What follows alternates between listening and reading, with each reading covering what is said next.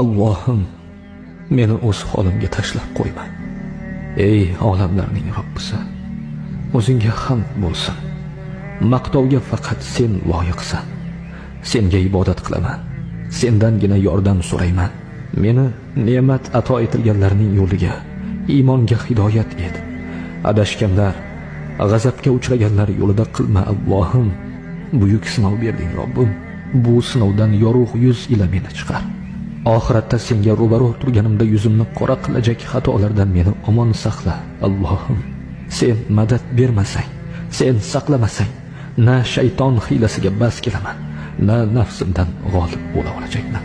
Robbim, meni zolim zulmidan xalos et. Ofiyat va omonlik ber. Iymonimni salomat et. Rasuling Muhammad sallallohu alayhi va sallamga munosib ummat et. Robbim